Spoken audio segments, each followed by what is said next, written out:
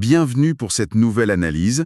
Aujourd'hui, on s'attaque à un texte qui secoue un peu les certitudes. Il est intitulé « École de théologie, outils de manipulation ». C'est un titre qui annonce la couleur, on peut dire. Oui, clairement. Et la prémisse, elle est pour le moins audacieuse. Et si ces institutions, qu'on voit comme des piliers du savoir et de la foi, étaient en fait conçues pour nous maintenir dans le brouillard? Notre mission, ça va donc être de plonger dans les arguments de cette source, de voir comment tout ça est construit. Le texte nous parle d'une vérité cachée, d'une fracture au sein même de l'humanité et d'un complot historique pour contrôler l'information. C'est un programme assez chargé. C'est un programme chargé. Alors allons-y, regardons ce qu'il y a sous le capot. Pour commencer, le cœur de tout le raisonnement, vraiment l'idée qui soutient tout le reste, c'est que la Bible décrirait secrètement non pas une, mais deux humanités distinctes. Une sorte de schisme fondamental. C'est ça, un schisme qui aurait été volontairement effacé. Le premier groupe, il est décrit comme ceux qui possèdent le corps, l'âme et l'esprit. La source s'appuie ici sur un passage très précis, 1 Thessaloniciens 5,23. Mais elle va plus loin. Elle les qualifie de dieux incarnés ou, en citant 1 Jean 3,10, d'enfants de Dieu. Donc on a une catégorie d'humains avec une nature spirituelle complète. Tripartite. Exactement. Et ce qui est intéressant ici, c'est de voir comment cette simple distinction change tout. Dans beaucoup de traditions, on parle du corps et de l'âme, ou du corps et de l'esprit. Une vision double, quoi. Oui. En insistant sur cette structure en 3 parties, corps, âme et esprit, la source crée une catégorie d'êtres qu'elle présente comme ontologiquement supérieure. C'est plus une différence de croyance. Non, ce n'est pas une différence de comportement, c'est une différence de matériel de base, si on peut dire. C'est ça qui est radical. C'est ça, la différence est dans la composition même de l'être. Et c'est là que ça devient vertigineux, parce que le texte nous présente ensuite la deuxième catégorie des humains qui, je cite, n'ont pas l'esprit. Défini par une absence. Voilà. La source s'appuie sur l'épître de Jude au verset 19 pour les qualifier d'hommes sensuels qui provoquent des divisions. Mais l'affirmation la plus extrême, et de loin, elle arrive juste après. Cette seconde catégorie serait composée des « fils du diable ». D'accord. Et là, le texte prend une direction complètement inattendue. Il quitte le cadre purement biblique pour se connecter à des théories beaucoup plus modernes, en les présentant comme l'expansion actuelle des créatures Anunnaki créées par Enki il y a 320 000 ans. Alors là, attends, il faut qu'on fasse une pause là-dessus parce que c'est un virage à 180 degrés. Oui, on change de registre. Complètement. Pour ceux qui connaissent pas, la théorie des Anunnaki, c'est une théorie du complot assez populaire qui postule que des extraterrestres venus d'une autre planète ont créé ou modifié l'humanité dans un lointain passé. La fameuse théorie des anciens astronautes. C'est exactement ça. Et en mélangeant une interprétation biblique très spécifique avec ce récit de science-fiction conspirationniste, la source fait quelque chose de très habile sur le plan rhétorique. Et ça apporte quoi à son argumentaire, ce mélange des genres? Ça accomplit 2 choses. D'abord, ça ancre une idée biblique ancienne dans un langage de complot moderne, ce qui peut la rendre plus attractive pour un certain public. D'accord. Et deuxièmement, ça crée une justification interne. Pourquoi personne n'a entendu parler de ça avant? Parce qu'on nous le cache. En affirmant que le but du complot est de dissimuler cette vérité, l'absence de preuves devient, paradoxalement, une preuve du complot lui-même. C'est un système qui se boucle sur lui-même. Tout à fait. C'est très difficile à réfuter de l'extérieur. C'est ce que la source appelle la vérité cachée.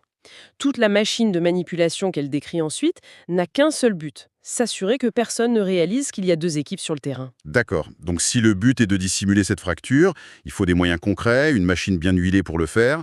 Est-ce que la source se pointe du doigt des coupables précis? Absolument. Le mécanisme de dissimulation serait institutionnel, et au premier rang des accusés, les écoles de théologie. Ah, voilà, on y arrive. Oui. Le texte affirme qu'elles sont, je cite, « dirigées par les grandes familles qui contrôlent le monde et qu'elles enseignent délibérément des doctrines fausses ou tronquées. Leur but ne serait pas d'élever les esprits. » Mais de les embrouiller, de maintenir un voile sur cette connaissance primordiale. Mais attends, on parle de milliers d'institutions à travers le monde, de centaines de milliers de pasteurs, de prêtres, de théologiens. Comment un complot d'une telle ampleur pourrait tenir sans que personne ne parle? Alors, la logique de la source, c'est pas que chaque professeur de théologie est dans le secret.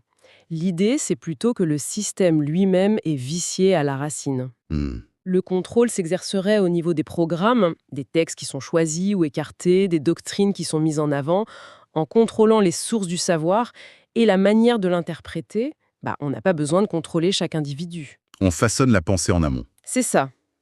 On façonne la pensée de générations de chefs religieux qui, de bonne foi pour la plupart, vont ensuite répandre une version officielle, mais incomplète de la vérité.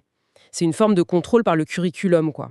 D'accord. Donc l'idée, ce n'est pas juste que l'enseignement est faussé aujourd'hui, mais que le problème remonterait à la source même du texte.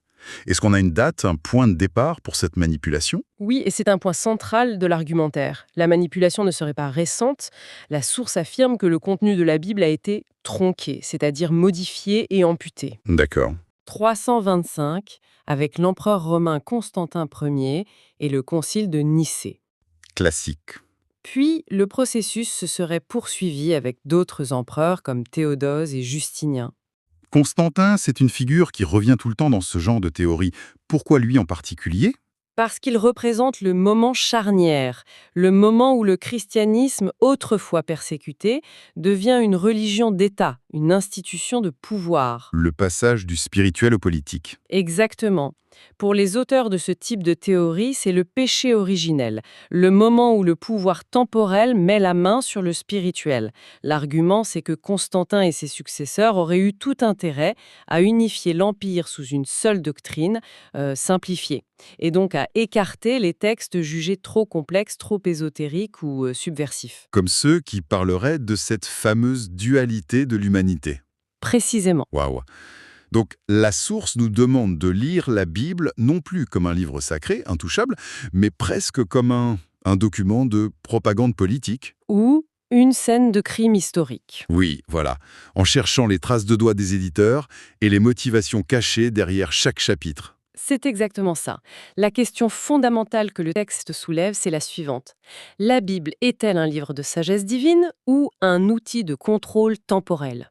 Si on accepte la prémisse qu'elle a été éditée par des pouvoirs politiques, alors on ne peut plus la lire passivement. Chaque verset doit être interrogé. Voilà, c'est une invitation à une lecture suspicieuse, à devenir une sorte de détective textuel. Et si on suit cette logique juste au bout, quelles seraient les conséquences concrètes de cette manipulation massive? Si les gens étaient effectivement maintenus dans l'ignorance, ça changerait quoi au quotidien? Selon la source, les conséquences sont partout. D'abord, une population qui ignore sa véritable nature. Elle est plus facile à contrôler, à diviser, à manipuler par les émotions ou les besoins matériels.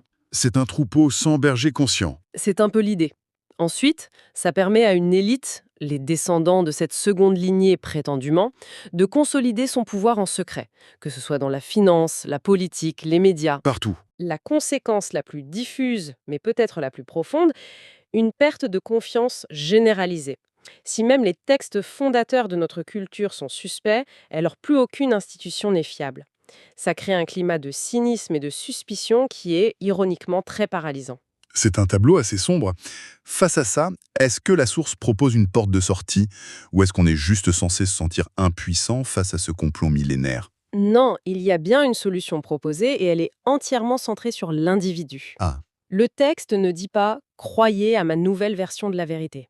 Il dit plutôt « arrêtez de croire passivement à quelque version que ce soit ». l'appel est à changer de méthode. Oui, à adopter une nouvelle méthode de pensée. Il faut devenir critique, analytique, vérifier les sources, apprendre l'histoire, la linguistique. En somme, faire le travail que les institutions étaient censées faire pour nous. C'est ce que la source appelle la libération de la pensée. Précisément. C'est un processus actif de reconquête de son autonomie intellectuelle et spirituelle.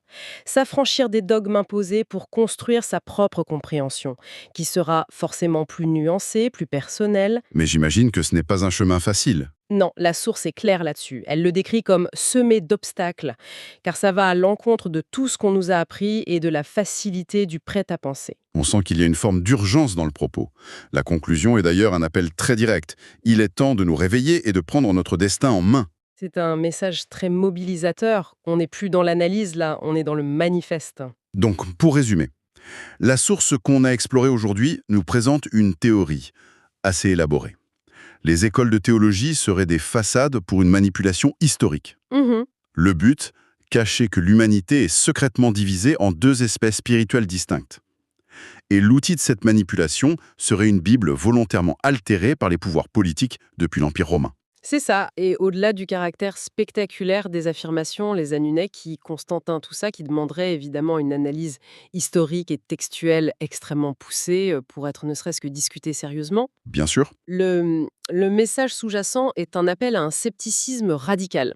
Un scepticisme envers l'autorité intellectuelle, qu'elle soit religieuse, académique ou politique. Le texte ne donne pas tant des réponses qu'une méthode, en fait. une méthode qui consiste à questionner. Oui, questionner la façon dont le savoir est construit, validé et transmis. C'est vrai que le cœur du sujet, finalement, c'est la confiance. La confiance dans les textes, dans les experts, dans les institutions. Exactement. Et ça soulève une question finale qui va bien au-delà de la théologie. L'auteur nous invite à appliquer cette grille de lecture, cette recherche de motivation cachée, de pouvoir sous-jacent et d'altération historique à la Bible. Hmm. Constitution, les grands récits économiques ou scientifiques. Si l'on part du principe que tout texte produit par une institution de pouvoir peut potentiellement servir un agenda caché, où s'arrête-t-on? Et que reste-t-il au final sur lequel on puisse construire une vérité commune?